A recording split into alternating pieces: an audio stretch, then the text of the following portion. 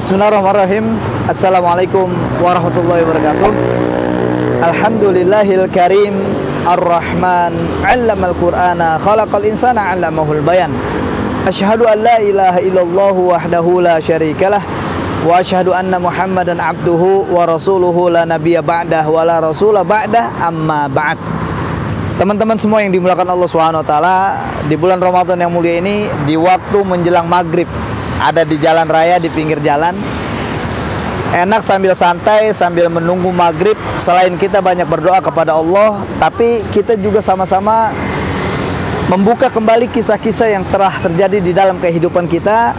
Kisah seorang idola kita, seorang panutan kita, seorang suri tauladan kita. Siapa dia? Muhammad Rasulullah Sallallahu Alaihi Wasallam. Saya teringat bagaimana sebuah firman Allah Subhanahu wa taala di surah yang ketiga, yakni surah Ali Imran ayat yang ke-153. Di dalam firman Allah ini, Allah Subhanahu wa taala berfirman, sebenarnya di ayat ini gambaran dari Allah kepada kita kaum mukminin, menceritakan bagaimana Rasulullah bersama para sahabatnya ketika di peperangan Uhud. Tapi saya nggak singgung tentang bagaimana peperangan Uhud ini. Yang saya ingin sampaikan bahwasanya di kalimat selanjutnya Allah Subhanahu wa taala katakan, a'udzubillahi minasyaitonirrajim, fa athabakum ghamman bi ghammin. Jadi maka kalian ini akan diuji oleh Allah ghamman bi ghammin, kesedihan demi kesedihan. Kita lihat bagaimana sosok Rasulullah SAW, Nabi yang mulia, insan yang mulia, yang dimuliakan oleh yang maha mulia. Allah menggambarkan bagaimana Nabi Muhammad SAW di dalam hidupnya diuji kesedihan demi kesedihan. Di dalam usia kandungan, ya, di dalam usia 6 bulan di dalam kandungan ibundanya, Rasulullah SAW harus kehilangan sosok ayahnya, yakni Abdullah bin Abdul Muttalib. Dalam kandungan Rasulullah sudah tidak punya ayah. Ketika Rasulullah lahir ke muka bumi, kemudian dirawat, diasuh oleh ibundanya Siti Aminah, bahkan disusui, ya, ada ibu susunya bernama Halimatus Sa'diyah. Di usia 6 tahunnya ibundanya meninggal dunia. Di usia 6 tahun posisi Rasulullah SAW tidak punya ayah dan ibu. Ghamman bi ghammin. Rasulullah diuji kesedihan demi kesedihan. Kemudian dirawat sama kakeknya Abdul Muttalib. Kakeknya begitu cinta kepada Rasulullah. Rasulullah juga begitu cinta kepada kakeknya.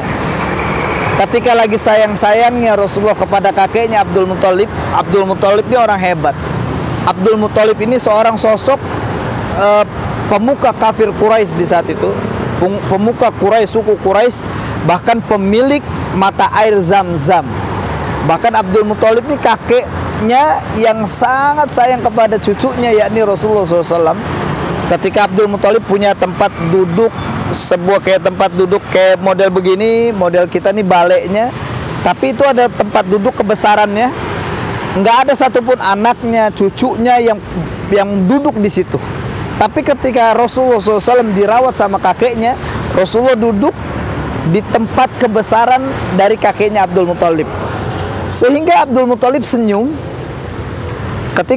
Ketika Abdul Muttalib melihat Rasulullah di usia 6 tahun, senyum. Dan sambil mengatakan, engkau akan menjadi orang besar. Allahu Akbar. Tapi di usia 8 tahunnya, lagi sayang-sayangnya dengan kakeknya Abdul Muttalib meninggal dunia. Ghamman bi ghammin, kesedihan demi kesedihan terus menerus. Rasulullah diuji oleh Allah Subhanahu wa taala. Kita bertanya di dalam hati, kenapa Allah senantiasa memberikan ujian ini kepada Rasulullah, kesedihan demi kesedihan? Kalimat selanjutnya Allah sampaikan, likaila tahzanu, kelak kamu nggak akan lagi mengalami sedih. Akhirnya di usia 8 tahunnya Rasulullah diajarkan bagaimana menggembala kambing oleh pamannya Abu Thalib. Dari usia 8 tahun ini Abu Thalib mengajak Rasulullah berjalan menggembala kambing. Dari usia 8 tahun ketika Rasulullah menggembala kambing, ada pelajaran yang sangat luar biasa yang diajarkan Rasulullah SAW dari pamannya Abu Thalib. Di mana pelajarannya? Pelajarannya pertama, ketika Rasulullah menjadi penggembala kambing, ada poin di mana poin ini kita sebagai umatnya harus lihat dan kita harus ikuti sebagaimana sosok Nabi Muhammad SAW. Pertama, Rasulullah diajarkan sebagai sosok yang sabar. Di mana Rasulullah diajarkan sebagai sosok yang sabar? Karena pada saat menggembala kambingnya, menemani kambingnya di gurun Sahara, padang tandus yang luas, itu harus menemani kambing, makan kambing dari pagi sampai dengan petang. Diajarkan dan diuji oleh Allah kesabaran. Sabar. Bagaimana kambing itu makan, ditemenin pelan. Kambing ketika makan beda dengan manusia. Ketika manusia makan cepat habis, tapi kambing pelan-pelan. Di sini Rasulullah diajarkan sebagai sosok yang sabar. Yang kedua, Rasulullah diajarkan di saat menggembala kambing sebagai sosok yang rendah hati. Di mana sebagai sosok yang rendah hati? Karena pada saat menggembala kambing di saat itu, ketika kepanasan, hujan kehujanan, Rasulullah juga harus tidur menemani gembalaan kambingnya bersama para gembalaan-gembalaan. Yang ketiga, Rasulullah diajarkan sebagai sosok pemberani. Kenapa pemberani? Karena pada saat menggembala kambing di padang tandus yang luas, gurun Sahara, pasti kita tahu akan banyak binatang buas yang akan menerkam gembalaan kambingnya Rasulullah SAW. Di sini Rasulullah diajarkan sebagai sosok pemberani. Artinya adalah di usia 8 tahun ini Rasulullah menjadi manusia yang memang sudah menjadi sosok penggembala kambing. Makanya disebutkan dalam hadis sahih mulia, kata Rasulullah SAW, sesungguhnya para nabi dan rasul adalah penggembala kambing. Fa'athabakum ghamman bi ghammin, ketika Allah uji manusia dengan kesedihan demi kesedihan, Rasulullah dirundung kesedihan demi kesedihan oleh Allah Subhanahu wa taala, likaila tahzanu, kelak kamu akan menjadi orang-orang yang enggak lagi sedih.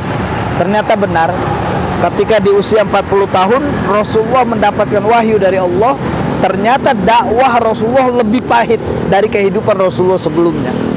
Rasulullah dicaci, dimaki, dihina, diusir, diblokade, diteriakin, disambitin.